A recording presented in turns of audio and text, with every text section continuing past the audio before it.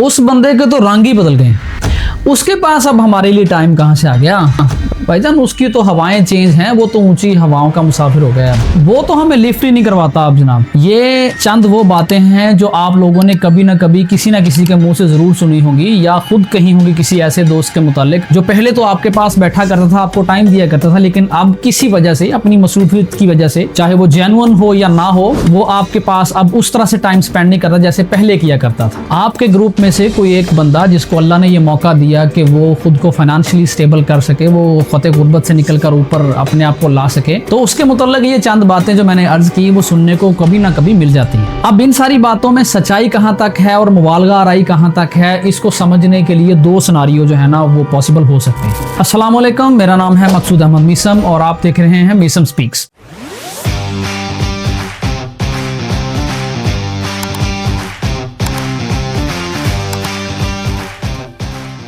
तो आज की हमारी वीडियो का टॉपिक है जनाब, क्या लोग कामयाब होने के बाद, माली तौर पर स्टेबल होने के बाद क्या वो बदल जाते हैं। इसमें से पहला सिनारियो जो हम देख सकते हैं वो ये है कि वो दोस्त जिसको अल्लाह ने थोड़ी सी कामयाबी अता कर दी है, वो माली तौर पर थोड़ा सा स्टेबल हो गया है, तो उसने अपने दोस्तों, अपने बहन भाइयों, अपने इवन के अपने वालदैन को भी जो है वो यकसर मुस्तरद करके रख दिया। वो दुनियावी लज्जतों में ऐसा मसरूफ हुआ है कि उसके बूढ़े वालदैन को आखिरकार ओल्ड एज होम्स का सहारा लेना पड़ गया और वो बेचारे वालदैन जो हैं वो अपने उसी बेटे को जिसको उन्होंने अपना खूने जिगर देकर परवान चढ़ाया होता है उसका इंतजार करते हुए अपनी आखिरी सांसें लेते हैं। उनकी आखिरी ख्वाहिश यही होती है कि वो एक बार, सिर्फ एक बार जो है वो अपने उस बेटे को देख सकें, और ये आरज़ू कभी कभार तो उनकी पूरी होती है और कभी नहीं। वो शख्स जो किसी मोहसिन को अपने बुरे वक्त में, अपनी जरूरत के वक्त इस्तेमाल करता है, उससे सीखता है और जरा सा कामयाब होने के बाद उसको बिल्कुल पसे पुष्ट डाल देता है और कहता है कि जनाब मुझ पर तो किसी का कोई एहसान नहीं है, मैंने जो कुछ अचीव किया है वो अपनी मेहनत से हासिल किया है, ये तो मेरी किस्मत थी, मुझ पर किसी का कोई एहसान नहीं है। कामयाबी मिलने के बाद, कामयाब होने के बाद बदलने वाले अशखास में से ये पहला सिनारियो था जो मैंने आपके सामने रखा है। अब ये वाला सिनारियो तो यकीन करें किसी को भी पसंद नहीं आएगा। हर कोई जी रूह या जी अकल बंदा इसको बुरा जानेगा। कोई भी जी शऊर बंदा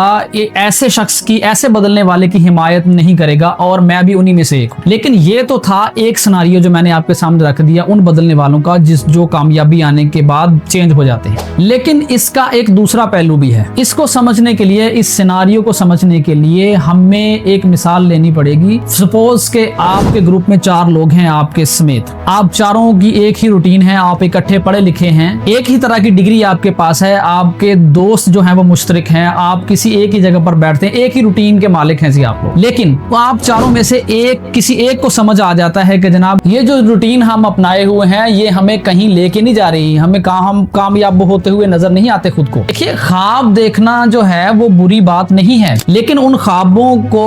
अमली जामा पहनाने के लिए, उनको पूरा करने के लिए मेहनत ना करना, ये बड़ी बुरी बात है। तो आपके ग्रुप में से अगर किसी को समझ आ गया है कि मुझे ये रूटीन चेंज करनी पड़ेगी, मुझे खुद को बदलना पड़ेगा, मुझे यहाँ से निकलकर किसी और जगह पर जाना है, तो अगर वो निकलकर जो है वो अपना रूटीन चेंज करता है, अपने ख्वाबों को पूरा करने के लिए मेहनत करना स्टार्ट करता है, तो उसकी रूटीन जो है वो बदल जाती है। फिर आप 4 में से 3 लोग एक जगह पर बैठते हो, फिर जो है वो उस चौथे बंदे के बारे में ये बातें होना शुरू होती हैं कि जनाब अब उसके पास टाइम नहीं रहा, अब तो जनाब वो ऊंचा उड़ने लग गया। अब यहाँ इस पॉइंट को समझना बहुत जरूरी है कि क्या उसने जो है वो आपको सिर्फ इसलिए छोड़ दिया है कि आप गरीब हो, या उसने जो है वो मेहनत करना स्टार्ट की है और खुद आपको भी दावत दी है कि जनाब मेहनत करें। कभी आप लोग उससे मिलने गए हो और उसने जनाब सिर्फ इस वजह से इनकार कर दिया है कि आपका स्टेटस जो है वो उसके बराबर नहीं है, फिर तो वो गलत है, 100% गलत है। लेकिन कभी अगर आप उससे मिलने के लिए गए हैं और घर से पता चला है, उसके ऑफिस से पता चला है कि जनाब वो बिजी है कहीं पर या कहीं गया हुआ है, किसी मीटिंग में मसरूफ है, आप लोग थोड़ा सा इंतजार कर लें, तो आप उसके मुतालिक अगर ये परसेप्शन बनाते हैं कि जनाब ये झूठ बोल रहा है, तो फिर यकीन करें कि आप लोग गलत हैं। क्योंकि वो कहते हैं कि you can not get the different results from the same process. अगर आप प्रोसेस को चेंज नहीं करेंगे तो आप रिजल्ट्स को है वो चेंज नहीं कर सकते। तो ये बात अगर उस चौथे आदमी को समझ आ गई है तो मेरे ख्याल में आप लोगों को भी, हमें भी इस बात को समझ लेना चाहिए। अब दूसरा पॉइंट जो उस शख्स को बदलने में कार फरमा होता है, इसकी एक दो मिसालों के साथ आपको मैं समझाने की कोशिश करता हूँ। आप फर्ज करते हैं कि जिस शख्स के मुतल्लिक आप बदलने जाने का दावा कर रहे हैं, उसके पास अल्लाह ने थोड़े से पैसे दे दिए, उसको फाइनेंशियली थोड़ा सा स्टेबल कर दिया है, उसके हालात बदल गए और उस शख्स के पास जो है वो एक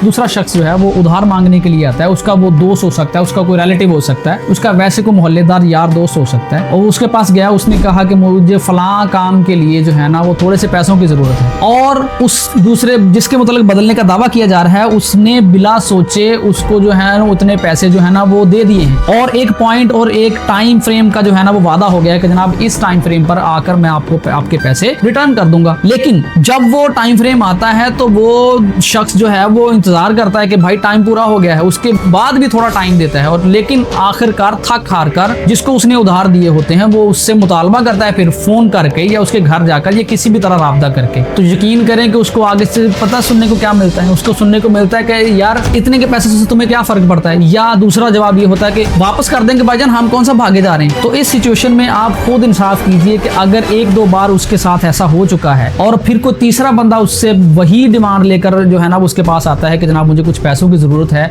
और उसकी प्रॉब्लम जेन्युइन भी हो, लेकिन जिसके साथ 2 बार ये 3 बार ये हाथ हो चुका है, वो चौथी बार जो है वो पैसे देने से, उधार देने से कतराएगा, वो तरह तरह के बहाने लगाएगा उसके सामने कि ताकि उसकी इज्जत नफ्स भी मजरूह ना हो, उसके साथ उसको रूड भी ना होना पड़े और उसको पैसे भी ना देने पड़े। तो वो उसके लिए फिर हीले बहाने तलाश करता है, और यही हीले बहाने जो है वो फिर अगले बंदे को लगता है कि जनाब अब ये पहले की तरह नहीं रहा, अब ये बदल गया। तो अब हमें समझने के लिए जरूरत है कि क्या वो खुद बदला है या फिर लोगों के बिहेवियर ने उसको बदलने पर मजबूर कर दिया। दूसरी बात रह गई कि वो फिर पहले की तरह अपने साबका दोस्तों में टाइम स्पेंड नहीं कर सकता। तो भाई मेरे, जैसे मैंने अर्ज किया कि वो इस बात का इदराक कर चुका होता है कि अगर उसने इस गुर्बत की लाइन को तोड़ना है, कुछ हासिल करना है अपनी जिंदगी में, अपने लिए, अपने वालिदैन के लिए, अपने बच्चों के लिए, तो फिर उसको अपनी रूटीन बदलने की जरूरत है। और यही रूटीन का बदलना जो है वो उसको पहले से जो है वो टाइम स्पेंड करना उसका कम करता है या फिर बदल देता है। तो मैं यहाँ आप सब लोगों से रिक्वेस्ट करूंगा अपने समेत कि हमें ये समझने की बहुत जरूरत है कि अगर कोई बंदा हमारे ग्रुप में से इस तरह से कोई कामयाब हो जाता है तो हमें बजाय गिले शिकवे करने के उसके लिए दुआ करनी चाहिए और कोशिश करनी चाहिए कि हम भी उसकी कंपनी से कुछ सीख सकें। हमें कोशिश करनी चाहिए कि बजाय उसकी टांगे खींचने के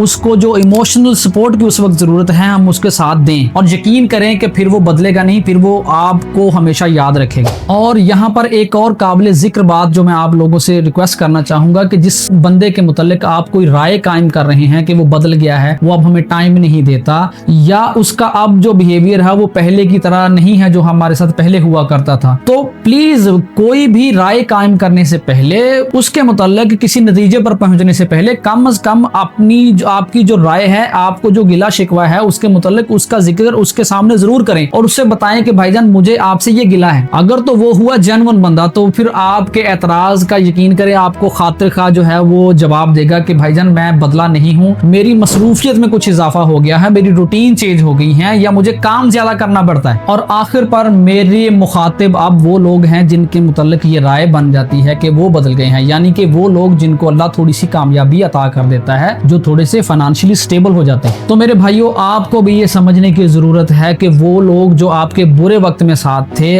आपने उनको यकसर फरामोश नहीं करना। आपका फर्ज बनता है कि उनको गाहे बगाहे टच करें, उनसे मालूमात लेते रहें कि आप किस हाल अहवाल में हैं। अपने मोहसिन को तो कभी नहीं भूलना, कब्र की दीवारों तक नहीं भूलना उसको। यकीन करें आप इसी मुआशरे का हिस्सा हैं, आप पाकिस्तानी हैं, आप इसी सोसाइटी से निकल कर बाहर आए हैं। अगर अल्लाह ने आपके हालात बदल दिए हैं तो आप पर अब ये फर्ज बनता है कि अब आप इस सोसाइटी को कुछ रिटर्न करें, इसके लिए कुछ करें, इसकी डेवलपमेंट के लिए कुछ करें। अपने मोहसिनों को, अपने खैर खाहों को, अपने असातिज़ा को, अपने बहन भाइयों को कभी फरामोश नहीं करना, बल्कि जितना हो सके उनके लिए कुछ ना कुछ पॉजिटिव चेंज जो है ना वो लेके आनी है आपने। और यकीन करें अगर हम ऐसा करने में कामयाब हो जाते हैं तो हम एक अच्छे इंसान, एक अच्छे पाकिस्तानी का रोल निभा सकते हैं, जो इस मुआशरे में, सोसाइटी में, इस मुल्क के लिए कुछ ना कुछ पॉजिटिव इंपैक्ट जो है वो क्रिएट कर सकता है। उम्मीद है आज की वीडियो आप लोगों को पसंद आई होगी, इससे कुछ ना कुछ पॉजिटिव सीखा होगा। मिलते हैं अगली वीडियो में किसी और टॉपिक के साथ इंशाल्लाह। वस्सलाम।